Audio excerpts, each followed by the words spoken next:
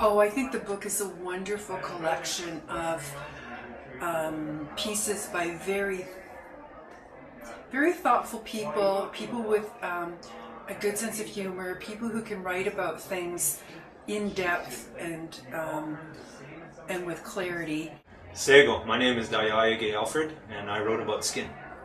I've actually found it very interesting through the readings and actually reading other people's pieces. You look at people in different ways. I believe it's important to say something about the process of editing and the pleasures and pitfalls of it. It's the first for me editing an anthology like this. Normally I'm a novelist and I write all on my own for months, years in fact, years and years if you count the research for a book, and I have total control of it, well, insofar as I'm able. I have total and responsibility for the project. And one thing that happened very near the beginning, right off, was that we had to change our plan in response to what the contributors were selecting in terms of body parts. Andre Alexis insisted on writing about the vagina, even though we had initially told everyone that they should write only about parts which they possessed or had possessed. So we accepted that, and then we of course we had to get Marilyn Simons to write about the penis. And so already our game was changed by the contributors right from the start, and in a very positive way. I'm Dee Dee Crane, and I wrote about legs and feet. I was drawn to skin because all my life I've had to kind of think about my experience in the world through skin, being a First Nations person in Canada. And on a less political note, you look in the mirror, you're covered with skin, and that's one reason that I thought I'd spend some time thinking deeper about it.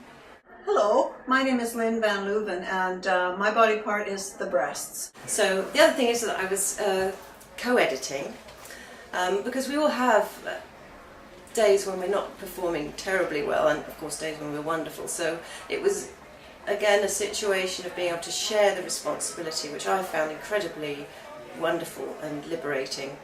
But the only downside to that was we live with a body of water between us, Lynn and I, and so most of our communication was by email, by computer typing. And although sometimes the emails were very entertaining, I did end up with a sore hand, and the hand was the part I wrote about.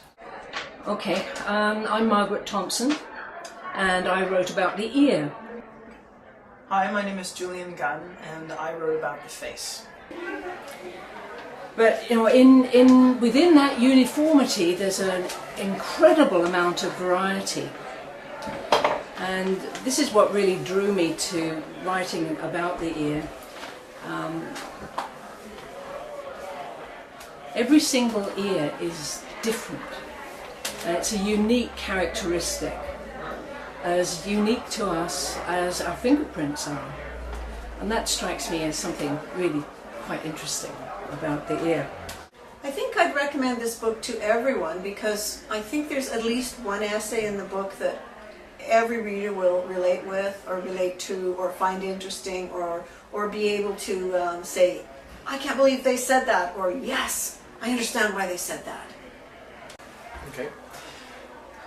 So my name is Richard Steele, and I wrote about the back, and in specific terms, my bad back. I was asked to write about legs and feet, but my background is being a ballet dancer, and and ballet is all about legs and feet. All the terms refer to the movement of the legs and feet. And at the same time, my mother had recently died just 2 months prior to writing this, so she was in my thoughts. And she died of congestive heart failure, and the way congestive heart failure manifests visually is in the legs and feet. So I did a lot of tending of her legs and feet in those last weeks, because the legs swell with water as well as the feet, and they weep and they blister. I did learn quite a lot from actually writing the piece, in that I had to sit down and actually engage with it. I've spent a lot of my life, particularly in the last 10 years, avoiding my back and keeping it behind me. My name's Candace Fertile, and my body part was the ass. Well, you know, this was going to be a piece of science writing. This is what I thought it was going to be. I was going to go talk to all these scientists about face and face recognition. I was going to do all this reading. And in the end, I just talked to one scientist who's a friend of mine. And it ended up being a piece about friendship and about human connection. So there's science in there, but what it ended up being about was just that larger sense of how we connect to each other as human beings and what the face means in that. Why I would recommend this book is that it's actually in a way, quite a serious book. It's looking at, what the experience of physicality is. There is, mortality, all these things come into it, and yet it's a very pleasurable book and fun to read. There's a tremendous honesty in the essays, and reading personal essays that are born of honesty is always healing.